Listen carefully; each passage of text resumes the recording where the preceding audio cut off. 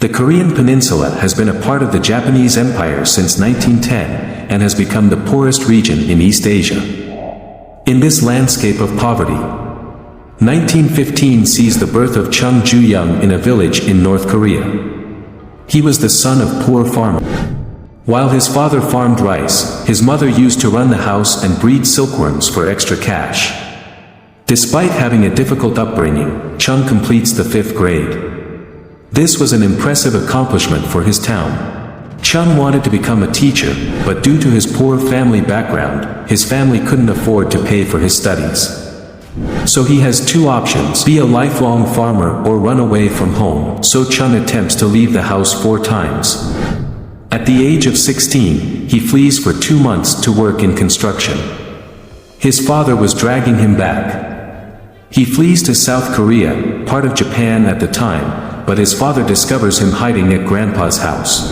He stole and sold the family cow for the 3rd time for the equivalent of $50 today. He became wealthy. So he boarded a train, escaped, and enrolled in accounting school. Not so quickly. His father discovered him and dragged Chung back home. Chung fled for the 4th time. He fled to South Korea in 1933 and he worked as a laborer at Honar Harbor, worked as a construction worker, worked as handyman in starch syrup factory, then Chung worked as a bike boy delivering rice. He performed so well that his boss has given him the store. This was the big moment.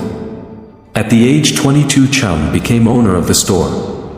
Not so quickly. The rice store prospers until 1939 when Japanese overloads shut down his shop. Chung was angry about the losses of the rice store. Chung opens up an auto repair shop. The best part? He didn't know anything about cars. But in 3 years, his business grew from 20 to 70 employees in 1943. Government shut down his business, so he took $50,000 from his savings and planned his next move. Exactly, after 4 years after Hyundai Civil Industries was born. Hyundai began as a development company. They have earned huge government contracts to construct bridges and shipyards. But they in the long run turned into a commerce conglomerate. Building dams, throughways and indeed atomic power plants. 8 years later Hyundai exported its first car to the world. Hyundai Pony. The Hyundai Pony became a point of national pride for South Korea. By 1985, Hyundai manufactured their millionth car. Chung is remembered as a man of action through his famous quote, "Have you ever tried this?" Chung's leadership with 5 C's, challenge, credibility, can-doism, creativity and commitment. Chung made impossible to possible with his consistent efforts.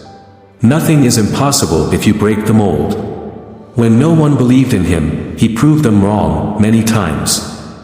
Chung made things happen.